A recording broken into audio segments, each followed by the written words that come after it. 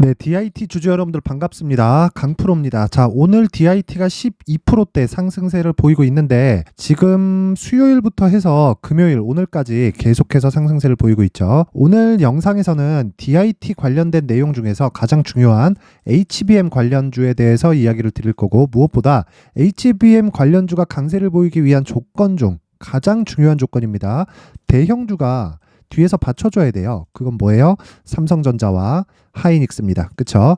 이쪽 부분과 관련해서 DIT와의 연관성, 그리고 무엇보다 주가가 추가적으로 움직였을 때 어느 정도 폭까지 상승할 수 있는지에 대한 부분을 제가 디테일하게 다뤄드리면서 지금 시장이 반등 구간에 들어왔는데요. 그 반등 구간이 언제까지 지속될 수 있는지, 무엇보다 시장의 반등이 나왔을 때 주도주가 어떤 부분이 될 것까지 제가 이야기를 드리도록 하겠습니다.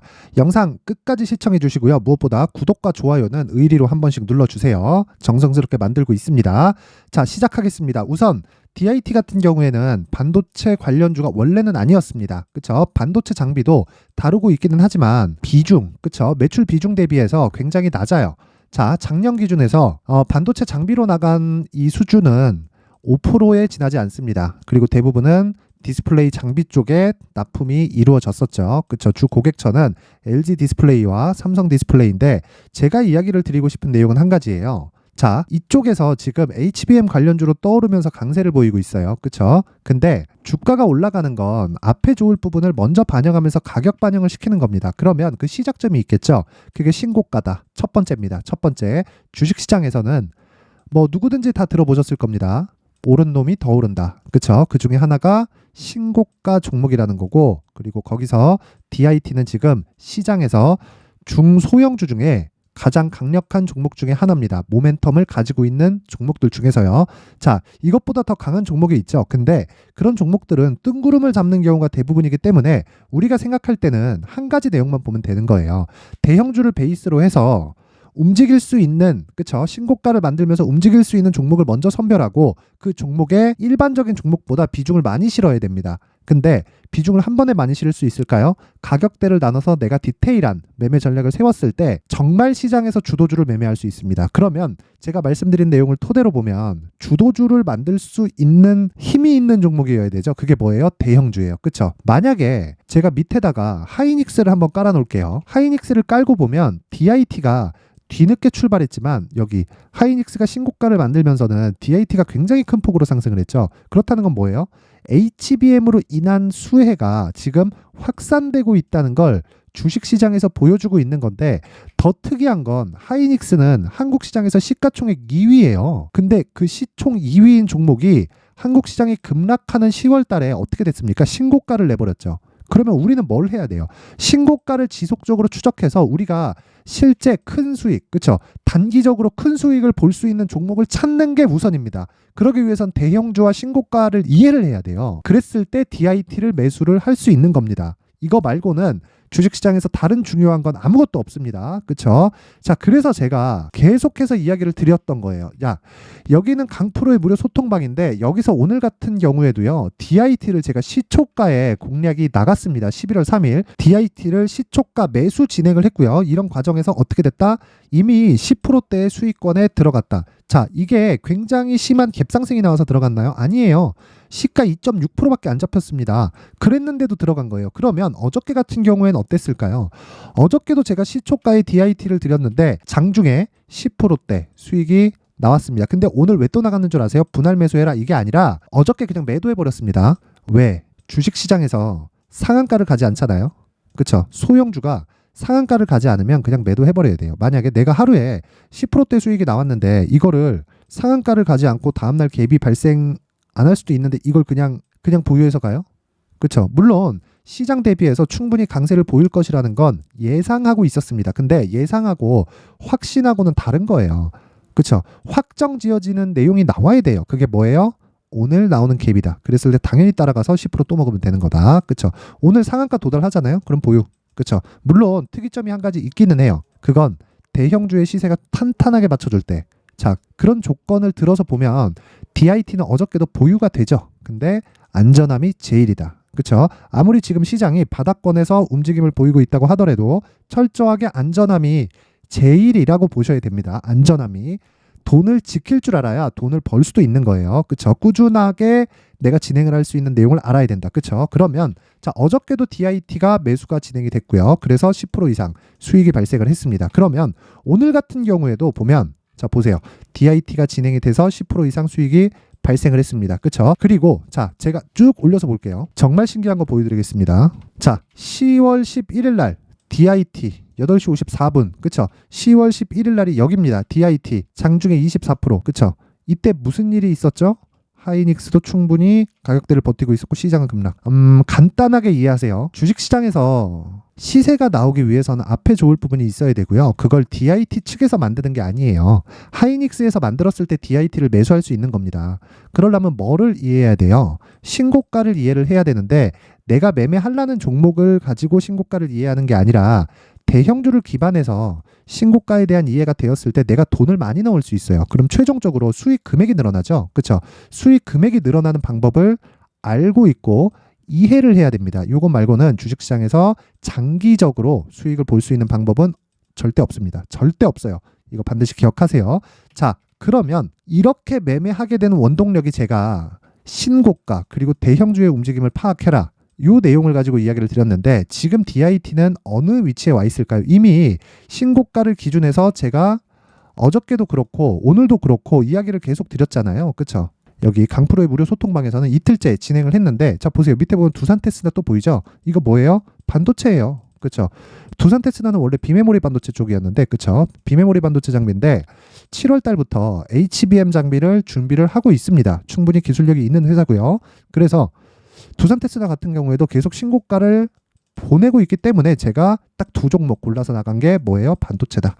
기준이 되는 건 뭐다? 대형주다. 그쵸? 이 내용 절대 잊지 마세요. 그러면 지금 DIT에서 내가 실시간으로 강프로의 무료 소통방에 들어오기에는 그쵸? 오늘까지는 방을 오픈할 겁니다. 근데 이런 원리를 알고 싶다 하시는 분들은 DIT의 가격과 단기 보유 전략으로 제가 알 수 있게 준비를 해놨습니다. 자, 기준이 되는 건 대형주 그리고 신고가라고 이야기를 드렸고요. 그리고 가격은 철저하게 지켜야 돼요. 어느 정도의 내가 최고의 효율을 낼 수 있는지 그 효율은 뭐에서 나온다? 보유기간을 줄이는 데서 나온다. 보유기간은 뭐다? 단기 보유 전략이다. 이건 2주 동안의 기간을 의미를 합니다. 그렇죠? 장기간 진행할 수도 있죠. 근데 장기 투자는 제 기준상 3개월입니다. 3개월. 3개월 안에 내가 어떤 종목이든 다 털고 나와야 돼요. 그때 대박이 터졌으면 대박이 터진 대로. 그렇죠?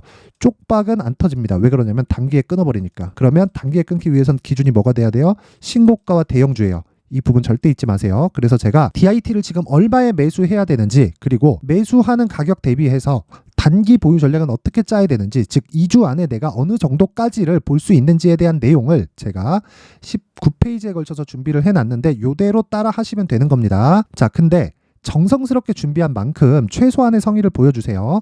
영상 상단에 있는 전화번호로 숫자 3이라고 문자를 보내주시는 분들에 한해서만 제가 DIT의 가격과 단기 보유 전략을 공유해 드리도록 할 테니까 시청해 주시는 모든 분들이 상단의 전화번호 확인해서 숫자 3이라고 문자 보내세요. 제가 한 분 한 분 빠짐없이 DIT의 가격과 단기 보유 전략을 공유해 드리도록 하겠습니다. 자, 그리고 아까 전에 보여드린 강프로의 무료 소통방에서는 계속해서 단타를 진행을 하고 있습니다. 그리고 무엇보다 앞서서 제가 말씀드렸죠. DIT에 대해서 공략한 이유, 대형주, 그리고 뭐다? 중급 종목을 매매한다. 그쵸? 베이스가 되는 건 대형주라는 거예요. 그런데 이 대형주를 토대로 중급 종목을 매매했을 때 어떤 일이 벌어집니까? 이런 시세를 먹을 수 있는 거예요. 보세요. 신고가 매물소화, 신고가 매물소화, 신고가 매물소화. 그쵸? 돌파, 급등, 어느 정도 일주일에 50%. 저는 100%, 200% 이렇게 계산할 방법을 몰라요. 그쵸?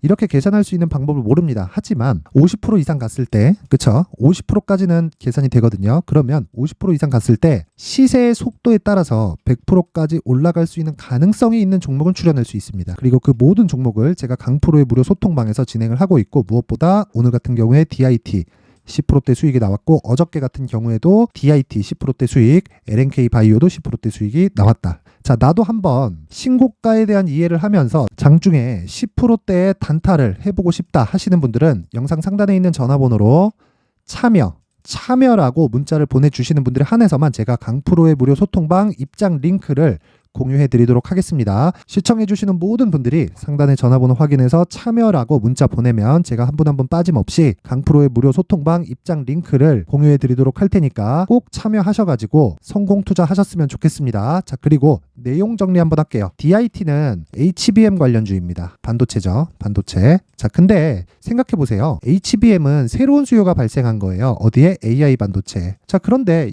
여기서 한 번 더 생각해 보세요. 기존의 수요는? 이거는 끝? 아니죠. HBM의 수요가 자 저거 아니야 라고 한 지가 벌써 한 6개월 지났고요. 조금 더 지나면 1년이 거의 다 채워지거든요. 그쵸? 자, 그러면 기존의 수요가 교체 수요가 도달하겠죠. 긴 말 드리지 않겠습니다. 지금은 반도체의 시대예요. 2차 전지 보지 마세요. 반도체 매매하는 겁니다. 올라가는 걸 보고도 내가 못 믿겠다. 뭐라고 드릴 말씀이 없습니다. 가장 중요한 건 한 가지 내용이다. 신고가에 대한 이해를 해서 내가 단기 전략으로 연결을 시키고 이 부분이 성공했을 때 장기 전략으로 연결을 시키지만 장기 투자는 3개월 안에 끝난다. 이 내용을 제가 실시간으로 전달을 해드릴 테니까 상단에 있는 전화번호로 참여 또는 숫자 3이라고 문자를 보내시면 관련된 내용을 제가 전달하겠습니다. 항상 시청해 주셔서 감사드립니다.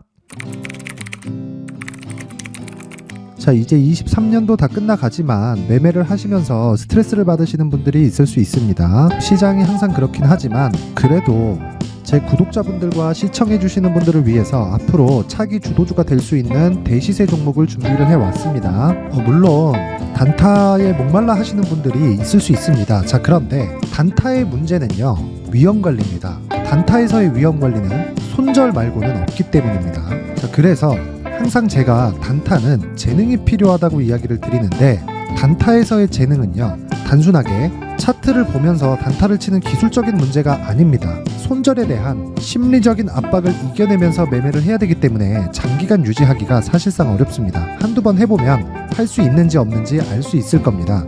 자, 그래서 단타나 짧은 수익만을 쫓다 보면요, 잦은 손절로 계좌가 망가지는 건 순식간이고요. 그만큼 수익하고는 거리가 멀어지겠죠. 장기간 유지하기가 어렵기 때문입니다. 결과적으로 주식시장에서 돈을 벌기 위해서는요, 어떤 계기를 만들어야 되는데 그 계기는 한 종목에 비중을 실어서요, 수익을 보는 것 말고는 없습니다. 쓸데없이 잦은 매매를 하지 말라는 이야기고요. 그리고 한 종목에 비중을 실을 수 있어야 된다는 겁니다. 그런데 이 비중을 실는 과정에서 성장 산업군에 대한 이해가 필요하다는 겁니다. 이 부분을 반드시 기억을 하셔야 돼요. 자, 이런 성장 산업에 대한 구조와 제가 앞서 말씀드렸던 신고가 그리고 선반영 구조에 대해서 이해를 했을 때 이런 매매를 할 수 있게 됩니다. 2월 7일 강프로의 대시세 종목으로 에코프로 매수가는 17만원 이에서 진행이 됐고요. 그리고 목표가는 50만원부터 자율 매도 구간으로 잡았죠. 예상 수익 범위가 200% 이상으로 되어 있는데 신고가 이후에 선반영 평균치가 200% 이상이기 때문에 그렇습니다. 자, 그런데 에코프로가 2차전지 양극재 기업이죠. 자, 근데 2차전지 양극재는 친환경이라는 범주 안에 속해 있다고 보시면 됩니다. 근데 제가 항상 이야기를 드리죠. 시세는 항상 연결된다고요. 앞으로 나올 대시세 종목도 이런 친환경이라는 성장 산업군에 포함되어 있어야 됩니다. 자, 이런 성장 산업군에 포함되어 있는 걸 확인한다면 이 내용처럼 세 가지의 공통점을 가지고 있습니다. 1년에 많은 종목이 발생하지 않고요. 그리고 세력들의 장기간 매집 구간이 확인돼야 되고, 그리고 상승하기 시작하면 평균적으로 3개월 정도의 상승 구간을 보이기는 하지만 제가 2개월이라고 작성을 해온 건 한 가지 내용 때문입니다. 한 달은 확인하는 과정이 필요하기 때문입니다. 이게 무슨 얘기냐면 성장 산업에 대한 부분 그리고 이런 공통점, 여기다가 기술적인 내용을 다 포함을 시키더라도 절대적으로 가격이 우선적으로 반영이 되는 것이기 때문입니다. 에코프로도 마찬가지예요. 이런 내용을 토대로 제가 4분기 대시세 종목을 준비를 해왔습니다. 자, 장기간 하락하면서 최악의 국면을 거쳐왔고요. 이 구간에서 먼저 하락을 했다는 건 앞서 말씀드렸던 내용처럼 고가에 대한 부분이 아니라 저가, 즉 나쁜 부분을 반영한 이후에 신고가를 발생을 시켰다는 건 앞으로 좋을 부분을 반영이 되고 있다는 거죠. 그런데 본격적인 시세는 신고가 이후라고 말씀을 드렸고 지금은 매물 소화 과정을 보내고 있습니다. 앞서 말씀드린 대로 가격 먼저 분석을 끝냈죠. 그리고 나서는 정부 정책의 방향과 맞는지를 체크를 해야 되는 겁니다. 2023년 대시세 종목인 에코프로도요, 정부 정책의 방향에 맞는 종목이라고 볼 수 있겠죠. 물론 이런 종목들도요, 신고가 이후에 시세를 낸다는 건 반드시 기억하고 있어야 됩니다. 자, 이런 내용을 토대로 23년 상반기 에코프로와 같은 대시세 종목을 준비를 해왔습니다. 자, 하반기 대시세 종목은 영상 상단의 전화번호로 대시세라고 문자를 보내주시는 분들에 한해서만 공유해드리도록 할 테니까 영상 상단의 전화번호 확인해서 하반기 대시세 종목으로 큰 수익 내셨으면 좋겠습니다.